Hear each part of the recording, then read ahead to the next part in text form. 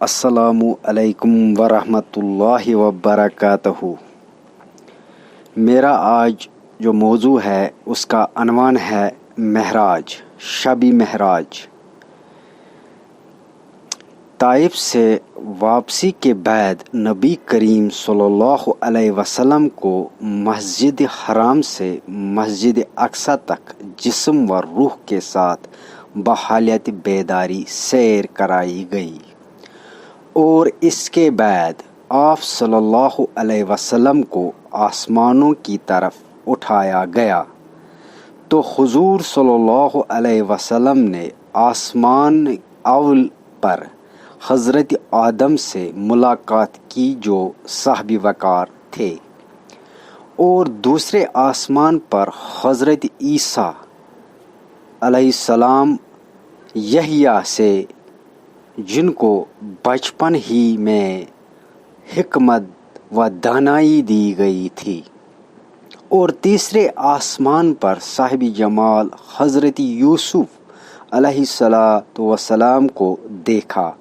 اور پانچویں آسمان پر حضرت ہارون کو دیکھا جو اسرائیلی قوم میں محبوب ہے، اور چھٹے آسمان پر حضرت موسیٰ صلوات والسلام کو دیکھا جو اللہ سے ہم کلام ہوتے تھے، اور ساتویں آسمان پر حضرت ابراہیم کو دیکھا جو اپنے رب کے پاس قلب سلیم لے کر آئے، اور جن کی اللہ تعالیٰ نے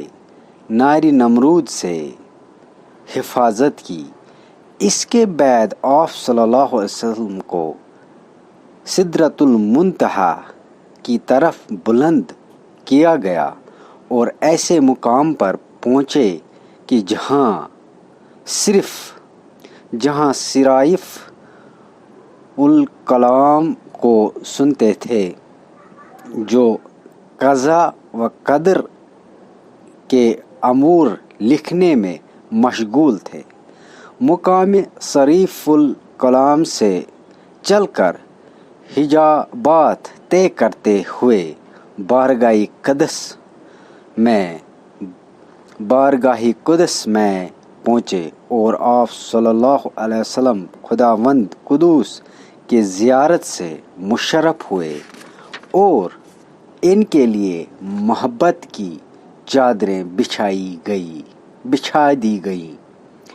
اور 50 نمازیں آپ صلی اللہ علیہ وسلم کو اور آپ کی امت پر فرض کی گئیں۔ آخر میں صرف 5 نمازیں فرض ہوئیں، مگر اجر میں 50 کے برابر ہے، جیسے کہ ازل میں طے شدہ تھا۔ پھر آپ صلی اللہ علیہ وسلم اسی رات میں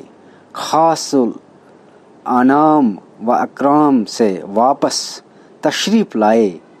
پس حضرت صدیق اکبر رضی اللہ تعالیٰ عنہ نے آپ صلی اللہ علیہ وسلم کے سفر معراج کی تصدیق کی، اور ہر عقل و فہم رکھنے والے نے اور قریش نے آپ صلی اللہ علیہ وسلم کی تکذیب کی، اور مترد ہو گیا وہ شخص جس کو شیطان نے گمراہ کیا اور بہکایا۔